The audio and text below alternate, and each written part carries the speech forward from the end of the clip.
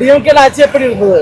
ஐயோ மோசம், செருப்பாலே அடிப்பேன். அவனா என்ன வந்து கேட்டான், என் வீடு எப்படின்னு தான் கெஜிக்குது, என் பிள்ளைங்களெல்லாம் சாவ வச்சுட்டுக்கிறேன். അത് പാരിയപ്പാ സെത്ത് പോയിച്ചുക. വിജയ് മത്സരിക്കുന്ന 2 മണ്ഡലങ്ങളിലൊന്നായ പെരമ്പൂരിലെ സത്യമൂർത്തി നഗർ എന്ന സ്ഥലത്താണ് നമ്മളിപ്പോൾ ഉള്ളത്. അടിസ്ഥാന വർഗത്തിൽപ്പെട്ട ധാരാളം പേർ ഇവിടെയുണ്ട്. നിലവിൽ DMKയുടെ ഒരു ശക്തി കേന്ദ്രം കൂടിയാണ് ഈ മണ്ഡലം. ഇപ്പോൾ റാണിയമ്മ നമ്മോടൊപ്പം ചേരുകയാണ്. എന്താ വാട്ടി അമ്മ யாருக்கு വോട്ട് பண்ணும்? இந்த வாட்டி விஜய்க்கு தான் போடும். என்ன காரணம்?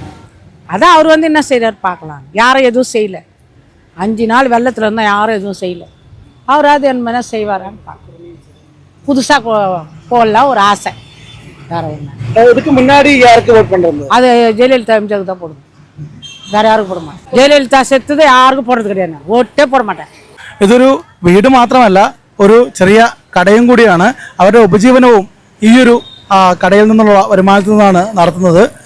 3 മക്കളുണ്ടായിരുന്നു, അതിൽ 2 പേർ ഇതിനോടകം മരിച്ചുപോയി എന്നുള്ളതാണ് റാണിയമ്മ പറയുന്നത്. 2 പയ്യൻ സെത്തിട്ടാൻ, ഇവനെ വെട്ടിട്ടാങ്ക, അവൻ നോയില് സെത്തിട്ടാൻ.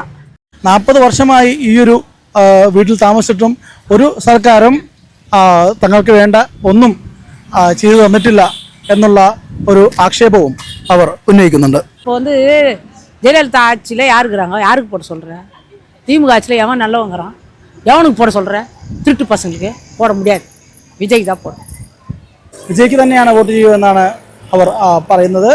നേരത്തെ ADMKക്ക് വോട്ട് ചെയ്തിരുന്നു, എന്നാൽ ജയലളിത മരിച്ചതിന് ശേഷം വോട്ടേ ചെയ്യാറുണ്ടായിരുന്നില്ല. ഇത്തവണ വിജയ്ക്ക് വോട്ട് ചെയ്യാനായി പോളിംഗ് ബൂത്തിലെത്തും എന്നാണ് അവർ നമ്മോട് പറയുന്നത്. ചെന്നൈയിൽ നിന്നും വീഡിയോ ജേർണലിസ്റ്റ് ജെയ്വി ടി സേവ്യറിനൊപ്പം ഷിഹാബുദ്ദീൻ തങ്ങൾ, മാതൃഭൂമി.com.